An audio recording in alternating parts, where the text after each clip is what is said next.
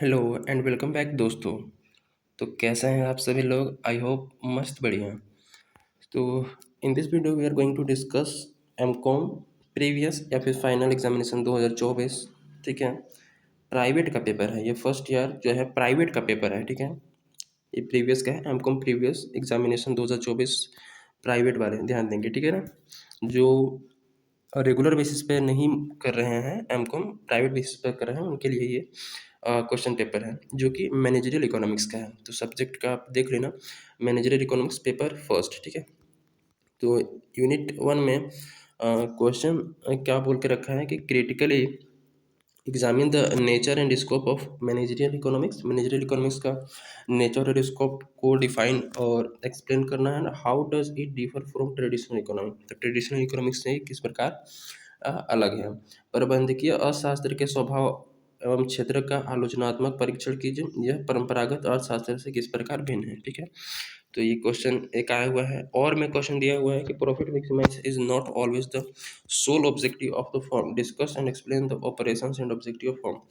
तो बोल रहा है कि प्रॉफिट मैक्सिमाइजेशन हमेशा जो है एक ही ऑब्जेक्टिव नहीं होता है, और जो है वो बाकी ऑब्जेक्टिव को भी इसमें एक्सप्लेन करने के लिए बोल रहा है। ठीक है, लाभ महत्तीकरण ही सदैव एक व्यावसायिक फर्म का एकमात्र उद्देश्य नहीं होता। विवेचन कीजिए तथा फर्म के क्रियाकलापों और उद्देश्यों के सामान्य लक्षण को समझाइए। ठीक है, यूनिट 2 में बोल रखा है कि discuss the law of diminishing marginal utility and explain the method of deriving law of demand by this law. ठीक है, तो उपयोगिता ह्रास नियम की व्याख्या कीजिए तथा इस नियम के द्वारा मांग के नियम किस प्रकार, मतलब मांग के नियम प्राप्त करने की विधि समझाइए। ठीक है, कि किस प्रकार law of diminishing marginal utility से लॉ ऑफ डिमांड को डिराइव किया जाता है, उसको हमें बताना है। और में है make an appraisal of rebuild preference theory. ठीक है, and derive the law of demand with this theory. Rebuild preference theory के बारे में बताना है और इस लॉ से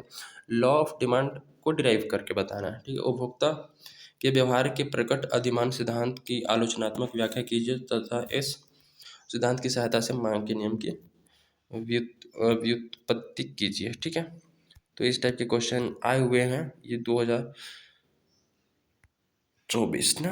हाँ, यूनिट 3 में है how are Cobb Douglas production function and CES production function based on constant terms scale, explain करना है। कोप डगलस हिंदी में है कोप डगलस उत्पादन फलन एवं सीईएस उत्पादन फलन किस प्रकार पैमाने के स्थिर प्रतिफल पर आधारित है, समझाइए। और में इसका क्वेश्चन है what is meant by returns to scale। ठीक है, explain this concept with the help of isotopic curve.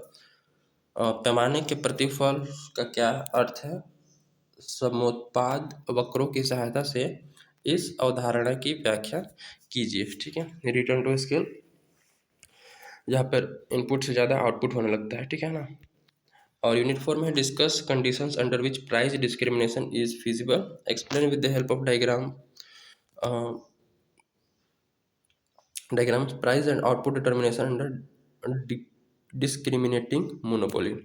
उन शर्तों की व्याख्या कीजिए जिनके अंतर्गत कीमत विभेद संभव है। चित्र की सहायता से कीमत विभेद करने वाली एकाधिकारी फर्म का कीमत और उत्पादन स्पष्ट कीजिए। तो इस टाइप के क्वेश्चन है। नेक्स्ट है और में है इसका एक्सप्लेन कुनोट्स मॉडल को एक्सप्लेन करना है। It is based on real condition, it is based on real condition. तो क्या यह मॉडल वास्तविक दशाओं पर आधारित है, पूछा है और इसको बताना है।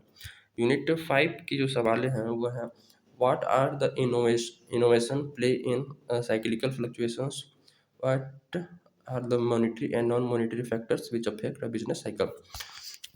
व्यापारिक उच्चावचनों में नव प्रवर्तन की भूमिका को स्पष्ट कीजिए और व्यापार चक्र को प्रभावित करने वाले मौद्रिक और अमौद्रिक यानी कि मॉनिटरी और नॉन मॉनिटरी फैक्टर्स को हमें एक्सप्लेन करना है। ठीक है, और में इसका क्वेश्चन है why is inflation considered as undesirable. Inflation को अनडिजायरेबल क्यों कंसिडर किया गया है। हाउ इट कंट्रोल, इसको कैसे कंट्रोल किया जाए। Mention its effect on the various segment of society.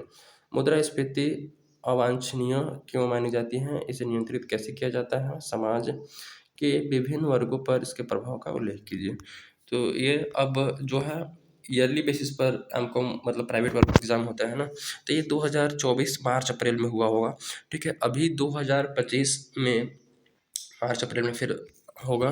ठीक है, तो उन लोगों के लिए भी ये हेल्पफुल है। ठीक है, उन लोगों के लिए ही हेल्पफुल है। पिछले ईयर्स का इस प्रकार से क्वेश्चन पूछा गया है। ठीक है, तो मेक श्योर कि ये सारे कॉन्सेप्ट आप रिवाइज कर लेंगे before going to the examination. ठीक है, सो मिलते हैं in the next video with another question paper. ठीक है, till then thank you, subscribe वगैरह करिए।